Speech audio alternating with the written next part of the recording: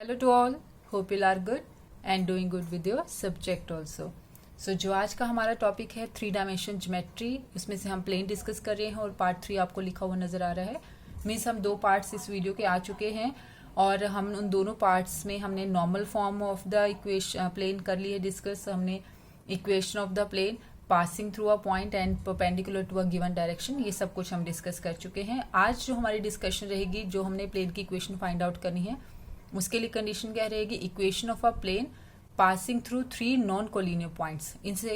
अगर 3 non collinear points दिए तो आप प्लेन की इक्वेशन कैसे फाइंड आउट करोगे.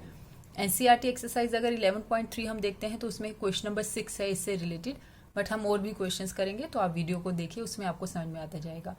Suppose the 3 non collinear points B A B C with coordinates x1 y1 z1 x2 y2 z2 x3 y3 z3. अब हमें पता है कि हमने हर इक्वेशन को हम वेक्टर फॉर्म और कार्टेशियन फॉर्म दोनों में करते हैं, तो हम वेक्टर फॉर्म से इसको भी करेंगे और कार्टेशियन फॉर्म से भी करेंगे. अब वेक्टर फॉर्म से करना है तो हमें कॉरस्पॉन्डिंग वेक्टर्स तो चाहिए. अब हमें पता है कि हम ए पॉइंट को अगर ओरिजिन से ज्वाइन कर देते हैं, then the corresponding position vector is O A vector which we consider as vector A. जो ओ बी वेक्टर बनेगा, यहाँ से उसको हमने ले लिया vector B, and the vector O C from here let this vector B equals to vector C. So the vector form, the corresponding vector form is r vector minus a vector dot b vector minus a vector cross c vector minus a vector equals to 0. Means आपने क्या करना है, पहले आपने b minus ए करना है find out, c minus ए find out करना है. जो आंसर होगा इनकी हम करेंगे क्रॉस प्रोडक्ट. जो आंसर यहाँ से मिलेगा इस ब्रैकेट से हमें कंप्लीट, उसकी हमने डॉट प्रोडक्ट इस ब्रैकेट के साथ करनी है. तो जब आप क्वेश्चन करोगे ना और क्लैरिटी मिलती है. सो ये आपका फॉर्मूला है वेक्टर फॉर्म में. कार्टेशियन फॉर्म में बहुत ईजी है और जनरली वैसे हम इसको कार्टेशियन फॉर्म में यूज करते हैं ज्यादातर. वो फॉर्मूला कैसे है? वेक्टर फॉर्म से हमें हेल्प मिलती है कार्टेशियन फॉर्म में. जो आपने फर्स्ट 2 वीडियोस देखी होंगी तो आपने देखा होगा कि हम जब वेक्टर फॉर्म बनाते हैं तो कार्टेशियन की हेल्प से ही बना रहे होते हैं. तो अब ये हमारी वेक्टर फॉर्म है. यहाँ होता है एक्स वाई जेड, इसमें क्या है x1 y1 z1, यहाँ पर है x2 y2 z2 है ना. तो अब अगर इसमें x y z है, इसमें x1 y1 z1 है, इनको हमने क्या करना है सब्ट्रैक्ट. तो वो फर्स्ट रो हमारे पास आ जाएगी x minus x1 y minus y1 from here z minus z1. फिर क्या है vector b minus vector a. Vector b में हमारे पास है x2 y2 z2 और वेक्टर a में है x1 y1 z1. ठीक है, तो यहाँ से हमें सेकेंड रो मिलेगी x2 minus x1 y2 minus y1 z2 minus z1. ऐसे vector c minus vector a अगर हम करते हैं तो वेक्टर c में है x3 y3 z3 और वेक्टर a में है x1 y1 z1. इन दोनों को माइनस करोगे बेटा, c माइनस a करना है ना, तो ये क्या बनेगा x3 minus x1 y3 minus y1 z3 minus z1. तो यहाँ से मिलेगा, it will give us third row. तो जो ये डिटर्मिनेंट बनेगा, इस डिटर्मिनेंट को इक्वल्स टू 0 रखिए. इसको सॉल्व करके जो हमें इक्वेशन मिलती है, that is the Cartesian form of a plane passing through 3 non collinear points. अब इक्वेशंस हमने देख ली. अब हम क्वेश्चंस के साथ मूव करते हैं. जब हम फॉर्मूला क्वेश्चन के साथ एडजस्ट करेंगे तो और क्लैरिटी मिल जाएगी. अब आपके लिए फर्स्ट क्वेश्चन मैंने यहाँ लिखा है, find the equation of the plane passing through the 3 non collinear points 1 2 3 2 2 1 and -1 3 6. इन तीनों पॉइंट से पास होने वाले प्लेन की इक्वेशन फाइंड आउट करनी है. सीबीएसई में 2010 में आया था ये क्वेश्चन. अब बेटे आपकी अगर पेपर में मेंशन नहीं किया कि आप वेक्टर फॉर्म दो या कार्टेशियन फॉर्म दो, तो ये आपकी विश है, आप कैसे भी दो आंसर. बट अगर पेपर में मेंशन कर दिया जाएगा कि आपको कार्टेशियन फॉर्म देनी है तो आप कार्टेशियन फॉर्म से सॉल्व कीजिएगा. वेक्टर फॉर्म है तो वेक्टर फॉर्म के अकॉर्डिंग. इस क्वेश्चन को मैं आपको दोनों से ही करवाऊंगी, आप ताकि आपको क्लैरिटी मिले कि वेक्टर फॉर्म से कैसे अप्लाई करना होता है और कार्टेशियन फॉर्म से कैसे अप्लाई करना होता है. एग्जाम में आप उनके अकॉर्डिंग जैसे वो बोलेंगे वैसे कीजिएगा. सो अब ये है, पहले हम करते हैं इसकी कार्टेशियन फॉर्म. अब हमने कार्टेशियन फॉर्म में समझा था, फर्स्ट रो में क्या था x माइनस x1 ना, x y z तो होंगे. अब उसमें से ये तुम्हारा x1 y1 z1 है, it is R x2 y2 z2 and from here we have x3 y3 z3.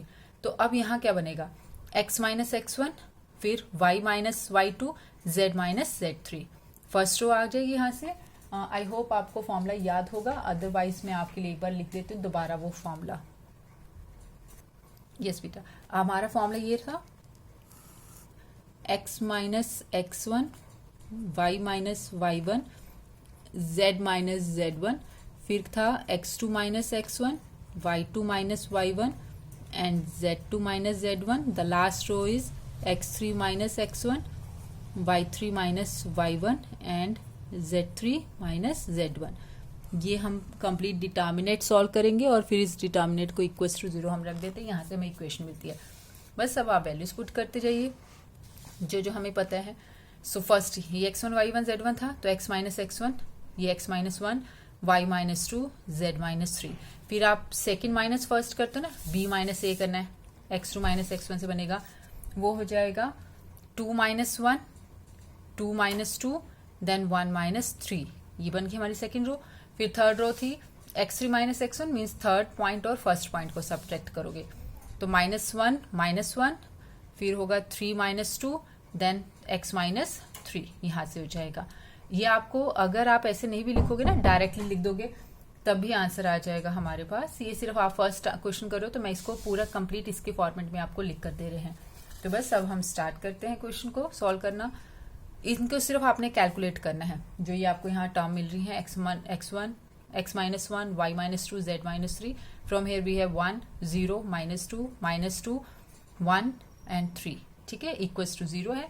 बस अब डिटर्मिनेट ओपन करना है आपने, और डिटर्मिनेट ओपन करने के लिए क्या था, प्लस माइनस प्लस साइन, और फिर आप इस डिटर्मिनेट को ओपन करोगे। आई होप अब मुझे डिटर्मिनेट नहीं समझाना पड़ेगा, क्योंकि हम बहुत बार कर चुके हैं। First row first column skip, इन 4 की क्रॉस मल्टीप्लीकेशन, फिर जब आप यहाँ से लोगे तो first row second column skip, ये क्रॉस मल्टीप्लीकेशन, तो ये आपको मिलेगा कंप्लीट। इसको सॉल्व करके चेक करके ये लास्ट आंसर आएगा। फिर भी अगर कैलकुलेशन में कहीं प्रॉब्लम हो तो मार्क करके मेरे से डिस्कस करना, मैं आपको एक्सप्लेन कर दूंगी कि ये कैसे बना है सारी टर्म, ठीक है। अब आपको और लिखा हुआ नजर आ रहा है ना, क्योंकि अब हम करेंगे इसी को वेक्टर फॉर्म से। सेम यही क्वेश्चन अब हम वेक्टर फॉर्म से करते हैं। अब हमारे पॉइंट्स से ये ABC, ठीक है, तो ABC हम एक बार यहाँ भी लिख लेते हैं, शायद हमें हेल्प मिले आगे। तो A पॉइंट हमारा था, A पॉइंट है 1 2 3, B point is 2 2 1 and C point is -1 3 6। बस ठीक है, चलो अब आप यहाँ पर आ जाइए, इनके कॉरस्पॉन्डिंग वेक्टर ए बना लेते हैं। तो वो होगा i cap 2 j cap 3 k cap, यहाँ से होगा 2 i cap 2 j cap k cap, और from here we have -i cap plus 3 j cap plus 6 k cap. Yes बेटे, अब आपकी वेक्टर इक्वेशन ये, ठीक है, वेक्टर्स भी हमें मिल गए। बस अब हमने प्रूफ पुट करना इनमें, और मैंने आपको बताया था कि इनकी क्या करनी, पहले क्रॉस मल्टीप्लीकेशन, तो b माइनस ए करना है, और क्रॉस मल्टीप्लीकेशन के लिए फर्स्ट रो तो i cap j cap k cap. अब b माइनस ए कीजिए, b माइनस ए करेंगे तो i cap 0 j cap and -2 k cap, ठीक है। तो सिर्फ कॉम्पोनेंट्स आते हैं, तो इसलिए 1 0 -2 रह गया। अब आप करोगे c माइनस ए, तो यहाँ पर कितना होगा, -1 -2 देन 1 एंड देन 3, ये हो गया। इसको आप कर दो डिटर्मिनेट मेथड से सॉल्व, प्लस माइनस प्लस लगाकर, वही क्रॉस जो आप फर्स्ट रो फर्स्ट कॉलम, फिर first row second column, first row third column, तो ये हमें मिलेगा क्रॉस मल्टीप्लीकेशन से। अब इतना हमें मिल गया है। अब मैंने कहा था कि इसकी वैल्यू पुट कीजिए, फिर इसको हम यहाँ एडजस्ट करेंगे R vector minus A vector के साथ। सो वो वैल्यू जब हमने यहाँ पुट कर दी, अब आप एडजस्ट करोगे तो आप ब्रैकेट ओपन कीजिए, R vector dot this and then minus A vector dot this term, ठीक है। आर वेक्टर की वैल्यू कभी भी नहीं पुट करनी होती जब हम वेक्टर इक्वेशन फाइंड आउट करना है, ये मैंने आपको क्लियर किया हुआ है पहले भी। तो R vector as it is में रहेगा, ये वाला वेक्टर भी एज इट इज में। Put the value of A vector, जो हमारे पास पॉइंट ए था, एंड विच इज 1 2 एंड 3, तो वो था i cap plus 2 j cap plus 3 k cap. तो इस पॉइंट को यूज करके हमने यहाँ अपना वेक्टर पुट कर लिया, ये आ गया। अब आपने सिर्फ क्या करनी है, इन दोनों वेक्टर्स की डॉट प्रोडक्ट करनी है, और डॉट प्रोडक्ट आपको पता है i कॉम्पोनेंट i से, सो 2 देन 3, सो ये हमारे पास डॉट प्रोडक्ट का आंसर आएगा, ये होगा -7 इक्वल्स टू 7। तो ये हमारी है वेक्टर इक्वेशन, और जो हमने पहले फाइंड आउट की थी वो थी कार्टेशियन इक्वेशन। सो जैसे अगर वो मांगते हैं तो आप उनके अकॉर्डिंग आंसर दोगे, otherwise you are free to use vector equation और कार्टेशियन फॉर्म। अब हम नेक्स्ट क्वेश्चन पर मूव करते हैं। यस बेटे, अब हमारा जो नेक्स्ट क्वेश्चन है, show that the 4 points A B C and D are coplanar, same plane पर लाई करते हैं। ये हमारा टारगेट है प्रूफ करना। सीबीएसई में 2016 में आया ये क्वेश्चन। अब आपके पास जो ये 4 पॉइंट्स है ना, इनमें से आप कोई भी 3 पॉइंट्स ले लीजिए, जैसे हमने स्टार्टिंग के 3 पॉइंट्स ले लिए ए बी एंड सी। अब जो ये पॉइंट है ए बी सी, आप इन तीनों से प्लेन की इक्वेशन फाइंड आउट करेंगे, और वो हम सीख चुके हैं कि प्लेन की इक्वेशन 3 पॉइंट से कैसे फाइंड आउट करनी है। तो वो पहले फर्स्ट रो में x में से फर्स्ट पॉइंट सब्ट्रैक्ट होता है, सेकंड रो में सेकंड माइनस फर्स्ट पॉइंट करते हैं, थर्ड रो में थर्ड माइनस फर्स्ट पॉइंट करते हैं। तो आप वो करोगे तो ये इक्वेशन मिलेगी x minus 4 y minus 5 z minus 1, फिर 0 minus 4 is 4 then minus 1 minus 5 it is equal to minus 6, minus 1 it is equal to minus 2, फिर 3 minus 4 minus 1, then 9 minus 5 4 and then 4 minus 1 3। ठीक है, अब मैंने यहाँ पर पहले फॉर्मूले के अकॉर्डिंग पुट किया था तो ये आंसर। अब इसको इवेल्युएट कर लेना है आपने डिटर्मिनेट के फॉर्मेट से, डिटर्मिनेट मेथड से हमने इवेल्युएट कर लिया। First row first column skip x minus 4, then cross multiplication of this term minus 18 plus 8, फिर minus 5 minus 5, first row second column skip minus 12 and minus 2 तो होगा माइनस 14, फिर first row third column skip minus 16 and it is minus 6, तो minus 16 minus 6 is minus 22। अब इसको बेटा calculate करने के बाद ये जो कंप्लीट टर्म हमारे पास बनेगी यहाँ तक आ गई। अब हमने क्या किया है, हमने इसमें से -2 कॉमन ले लिया, तो आपको मिला है 5x minus 7y plus 11z plus 4 equals to 0 and it is the equation of the plane passing through 3 points A B C जो हमने स्टार्टिंग के लिए थे। अब हमने प्रूव करना है A B C and D are coplanar. अगर हम D पॉइंट इस प्लेन में पुट कर देते हैं और वो इस प्लेन की इक्वेशन को सेटिस्फाई भी करवा जाता है, सेटिस्फाई करवाने का मतलब क्या होगा, left hand side and right hand side equal आ जाना। तो अगर वो सेटिस्फाई करवा जाता है दैट मीन्स वो D पॉइंट प्लेन पर है। तो A B C तो ऑलरेडी थे क्योंकि उन्हीं से हमने प्लेन बनाया और D भी उसी प्लेन पर है, तो प्रूफ हो जाएगा कि A B C D are coplanar, same plane पर है। तो बस देखिए अब हम पुट करेंगे अपना D पॉइंट इस प्लेन पर जो हमने फर्स्ट 3 पॉइंट से बनाया है। तो x के प्लेस पर -4, y के प्लेस पर 4, z के प्लेस पर भी 4 पुट कर दिया और after calculation we have 0 equals to 0, that means ये D पॉइंट सेटिस्फाई करवा रहा है हमारे प्लेन की इक्वेशन को। और अगर ये सेटिस्फाई करवा रहा है तो it means these 4 points are coplanar, not collinear, it is coplanar. यहाँ कोप्लेनर लिखना बेटे, बाय मिस्टेक ये कोलिनियर लिखा गया है। ठीक है, अब नेक्स्ट क्वेश्चन पर। सो अब आपको 4 पॉइंट्स को कोप्लेनर करना सीख गए हो कि कैसे करना है। 3 पॉइंट से प्लेन की इक्वेशन बनाइए, 4th पॉइंट उसमें पुट कीजिए तो प्रूफ हो जाता है। अगर वो सेटिस्फाई करवा गया तो पॉइंट ये 4 पॉइंट्स कोप्लेनर होंगे, और अगर नहीं सेटिस्फाई करवाता दैट मीन्स ये 4 पॉइंट्स कोप्लेनर नहीं है। यस बेटे, अब आपका नेक्स्ट क्वेश्चन है, ये भी 2016 में आया CBSE में। Find the coordinates of the point P where the line through A and B cross the plane passing through the points L, M, N. Also find the ratio in which P divides the line segment AB. ठीक है, अब आपने क्या करना है, सबसे पहले आपका क्या टारगेट रहेगा, आपको उन्होंने बोला है कि जो ये AB है हमने बताना है कि AB जहाँ पर हमारे प्लेन को क्रॉस करेगा, एक तो हमने पॉइंट बनाना है बट हमें तो प्लेन की इक्वेशन अभी पता ही नहीं, तो हम क्या करेंगे, हम इन L, M, N से पहले बनाते हैं प्लेन। अगेन हम क्या यूज करें, we are using equation of the plane passing through 3 non collinear points, 3 points मतलब। तो हम L, M, N से पहले इक्वेशन बनाते हैं। ये जो AB वाला पार्ट है ये हम बाद में करेंगे, जो हम पहले में स्टार्ट कर रहे थे, यहाँ वैसे भी प्लेन लिखा हुआ था।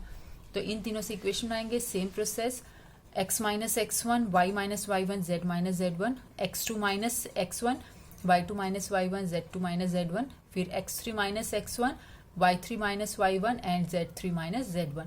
इसको कैलकुलेट करके हमें ये मिला, और यहाँ डिटर्मिनेट से ओपन करके हमें मिल जाएगी प्लेन की इक्वेशन इस वे में। ये कैलकुलेशन पार्ट बेटे आपके लिए इसलिए छोड़ देते हैं क्योंकि हम डिटर्मिनेट्स को ओपन करना अब जानते हैं। फिर भी डाउट हो तो प्लीज मुझे मेंशन करना, मैं आपको एक्सप्लेन कर दूंगी। यहाँ तक हो गया, ये आगे हमारे प्लेन की इक्वेशन पासिंग थ्रू 3 पॉइंट्स। अब हमारे इस प्लेन को जो हमने ये फाइंड आउट किया है, इस प्लेन को AB लाइन क्रॉस कर रही है, किस पॉइंट पर क्रॉस करेगी हमें वो बताना है, बट अभी तो हमें AB लाइन ही नहीं पता, तो अब हम बनाते हैं AB लाइन। और जब 2 पॉइंट्स गिवन होते हैं तो लाइन की इक्वेशन निकालते थे कैसे, याद है ना, लाइन की इक्वेशन 2 पॉइंट से कैसे निकालते थे, x minus x1 upon x2 minus x1 equals to y minus y1 upon y2 minus y1 equals to z minus z1 upon z2 minus z1। तो ये हमने इन दोनों पॉइंट्स को यूज करके इक्वेशन लिख ली, जो मैंने अभी आपको बोली है। दोबारा लिखिए आपके लिए यहाँ पर, या रफ पेपर पर लिख कर देते हैं आपको। हमारी इक्वेशन क्या थी जो हमने यूज की है, एक बार सिर्फ इसलिए लिख रहे हैं उनके लिए अगर आप इक्वेशन भूल गए। वैसे बेटा लर्न कीजिए, फॉर्मूलाज और इक्वेशन सारी लर्न होंगी तो टॉपिक ज्यादा इजी लगता है हमें। ये आपकी इक्वेशन है जिसको हमने यूज करना है 2 पॉइंट फॉर्म। इसको हम यहाँ यूज करेंगे। x1 y1 z1 first point, x2 y2 z2 हमारा सेकंड पॉइंट। तो x minus x1, y minus y1, z minus z1, तो माइनस माइनस प्लस होके इसलिए 5। फिर x2 माइनस x1 कीजिए, 2 माइनस 1, 2 माइनस 3 इज माइनस 1, फिर है माइनस 3 माइनस 4 तो वो हो गया 1, फिर 1 minus of minus 5 it is 6। इस इक्वेशन को यूज किया हमने।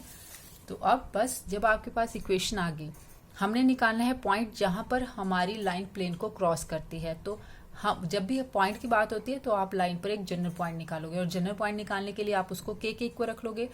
तो पॉइंट क्या बनेगा, माइनस के प्लस 3, के माइनस 4, 6 के माइनस 5। ये हो गया हमारे पास पॉइंट। ठीक है, अब जो ये पॉइंट आपके पास आ गया है, ये वाला पॉइंट जो है हमने ये एज्यूम कर लेंगे, क्योंकि एक जनरल पॉइंट है ना, तो डिफरेंट वैल्यूज के लिए डिफरेंट पॉइंट बनते जाएंगे। इसका मतलब के की किसी ना किसी वैल्यू के लिए तो ये वही पॉइंट होगा जहां पर हमारी लाइन प्लेन को क्रॉस करेगी, और जैसी भी लाइन प्लेन को क्रॉस करेगी वो पॉइंट प्लेन की इक्वेशन को सेटिस्फाई करेगा। तो हम इस पॉइंट को पुट कर देते हैं प्लेन की इस इक्वेशन में जो हमने फाइंड आउट की थी। इसको पुट कर दिया हमने, और इसको कैलकुलेट करके के की वैल्यू मिली है हमें 2, k2 मिल गया।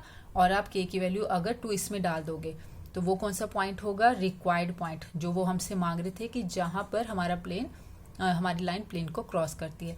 इसमें के की वैल्यू 2 पुट कीजिए तो हमारे पास कितना आ जाएगा, 2 पुट करेंगे तो फर्स्ट कोऑर्डिनेट इज 1, यहाँ 2 पुट करेंगे तो -2, यहाँ 2 पुट करेंगे तो 7। तो ये हमारा वो पॉइंट है जिसको उन्होंने पी का नेम दिया था क्वेश्चन में। ये हमारा रिक्वायर्ड पी पॉइंट है जहां हमारी लाइन प्लेन को क्रॉस करती है। तो पहला हमने काम क्या किया, प्लेन की इक्वेशन को फाइंड आउट किया। सेकंड काम क्या किया, हमने लाइन की इक्वेशन फाइंड आउट की, उससे जनरल पॉइंट बनाया, उस जनरल पॉइंट को हमने प्लेन में पुट किया, वहां से हमें के की वैल्यू मिली, और जैसे के की वैल्यू मिल गई उसको वापस जनरल पॉइंट में पुट करके हमें हमारा रिक्वायर्ड पॉइंट मिल गया। ठीक है, अब एक और क्वेश्चन था उनका कि आप रेशियो फाइंड आउट करके दो जिसमें हमारा जो ये पी पॉइंट है वो लाइन को किस रेशियो में डिवाइड करता है। और जब भी हमने रेशियो फाइंड आउट करनी होती है हम उसको λ/1 ले लेते हैं। तो हमने यहाँ भी ले लिया कि जो पी पॉइंट है वो ए बी को λ/1 में डिवाइड कर रहा है। अब सेक्शन फॉर्मूला यूज करेंगे, तो सेक्शन फॉर्मूला यूज करके हमारे कोऑर्डिनेट्स क्या बनेंगे, 2λ + 1 अपॉन λ+1, यही होता है ना, m × x2 + n × x1 upon m+n। ठीक है, वही हमारा फॉर्मूला है, तो मैंने उसको रिपीट नहीं लिखा नहीं यहाँ पर, एक कोऑर्डिनेट आपको अभी लिखकर बता देते हैं। ये बनता होता था ना mx2 + nx1 अपॉन m+n, अगर m⁻n में डिवाइड होते थे। चलो नेक्स्ट क्या होता था, my2 + ny1 अपॉन m+n। फिर नेक्स्ट क्या था, mz2 + nz1 अपॉन m+n। ये हमारे पास था सेक्शन फॉर्मूला। अगर हमारी एक लाइन है, यहाँ पर पॉइंट ए है, यहाँ बी है, इसके कोऑर्डिनेट हैं x1 y1 z1, इसके कोऑर्डिनेट्स हैं x2 y2 z2, और किस रेशियो में डिवाइड कर रहा है हमारा point, suppose A P point है, m⁻n में डिवाइड करे। तो ये हमारा सेक्शन फॉर्मूला था और इसी फॉर्मूले को मैंने यहाँ यूज किया। अब आप इसके अकॉर्डिंग इसको देखना यहाँ पे। ठीक है, तो उसके कोऑर्डिनेट्स बन रहे हैं 2λ + 3 upon λ+1, next is -3λ -4 upon λ+1, next is λ-5 upon λ+1। अब ये पी पॉइंट है सेक्शन फॉर्मूला से जो हमें मिला, बट हम तो already P point find out कर चुके हैं। That means this first coordinate equals to 1, second coordinate equals to -2, third coordinate equals to 7, क्योंकि पी 2 अलग अलग कोऑर्डिनेट्स के साथ थोड़ी ना मूव कर सकता है।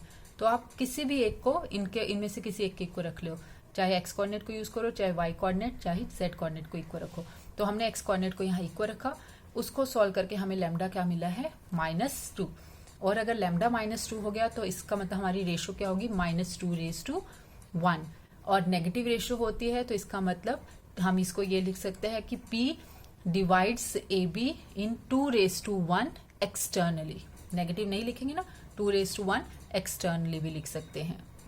ठीक है बेटा, P डिवाइड्स AB इन 2/1 एक्सटर्नली। ये आपको मैंने समझा दिया एक्सटर्नली क्यों, क्योंकि नेगेटिव रेशियो थी। तो यहाँ खत्म हो रहे हैं हम जो मैंने आपसे क्वेश्चंस डिस्कस किए, कुछ क्वेश्चंस, और कुछ क्वेश्चंस अब आपको मिलेंगे आपकी प्रैक्टिस के लिए। ठीक है, find X that the 4 points this and this are coplanar. ये 2015 में आया बोर्ड में। अब हमें पता है कि पॉइंट्स कोप्लेनर होते हैं, तो आपने ए, सी और डी को यूज कर लेना, क्योंकि एक्स है ना इसमें, इसको हम नहीं यूज करते। ए, सी और डी को यूज करके आप प्लेन की इक्वेशन बनाना, उस प्लेन की इक्वेशन में बी को पुट करना, और वह तो सेटिस्फाई करवाना ही चाहिए। वहां से हमें मिल जाएगी एक्स की वैल्यू, क्योंकि कोप्लेनर तो दे रखे हैं, हमें एक्स निकालना है। तो आप इस 4th पॉइंट को प्लेन की इक्वेशन में पुट कर देना, आपको आपका रिक्वायर्ड वैल्यू मिल जाएगी एक्स की, और वो आनी चाहिए 4। नेक्स्ट है जो आपने ट्राई करना है, next question, find the equation of the plane passing through the point A, B and C. पहले आपने इन तीनों से पास होने वाले प्लेन की इक्वेशन फाइंड आउट करनी है। Hence find the value of lambda for which A, B, C and D are coplanar. Again आपने पहले 3 पॉइंट से अपनी प्लेन की इक्वेशन फाइंड आउट करनी है, फिर इस 4th पॉइंट को आप उसमें पुट कर लें प्लेन की इक्वेशन में, क्योंकि ये कोप्लेनर है तो सेटिस्फाई तो हो ही रहा है, उसको हमने नहीं देखना, बस वहां से लैम्डा की वैल्यू आ जाएगी। तो प्लेन की इक्वेशन आपकी ये आनी चाहिए और लैम्डा की वैल्यू ये होनी चाहिए। सीबीएसई में ये भी 2016 में आया था। नेक्स्ट एक और क्वेश्चन आपने ट्राई करना है, और वो है find the vector equation of the plane through 3 points with position vector this and this. अब ये वेक्टर फॉर्म में बोल रहे ना, तो इसका मतलब ये हमारा ए वेक्टर है, this is vector B and this one is vector C. और पहले तो इन तीनों से हमने वेक्टर इक्वेशन से प्लेन की इक्वेशन फाइंड आउट करनी है। वेक्टर इक्वेशन वाला भी मैंने आपको सिखाया है। Also find the coordinates of the point if intersection of this plane is the line, if intersection of this plane and the line this. ठीक है, find the coordinate of the point if, एक second, point of है, note if, point of intersection of the plane and the line. पहले इन तीनों को use करके आपने प्लेन की इक्वेशन फाइंड आउट करनी है, और प्लेन की इक्वेशन से जो आपके पास प्लेन की इक्वेशन आएगी, फिर इस लाइन का और जो यहाँ से प्लेन होगा उनका point of intersection find out करना है। मीन्स वही कि जहां ये लाइन प्लेन को क्रॉस करेंगी वो वाला पॉइंट। ठीक है, जैसे अभी हमने क्वेश्चन किया है जिसमें मैंने पी आपके लिए फाइंड आउट किया था, तो आपके पास ये आ जाएगा, आपके पास इक्वेशन ऑफ प्लेन जो कि इन तीनों से पास हो रहा है, और ये पॉइंट के कोऑर्डिनेट्स है, वेक्टर फॉर्म में चले तो इसलिए पॉइंट भी वेक्टर फॉर्म में ही मेंशन किया गया। ये सीबीएसई में 2013 में आया था। तो अब आप ट्राई कीजिएगा क्वेश्चंस को, और कहीं भी प्रॉब्लम हो तो डिस्कस करना।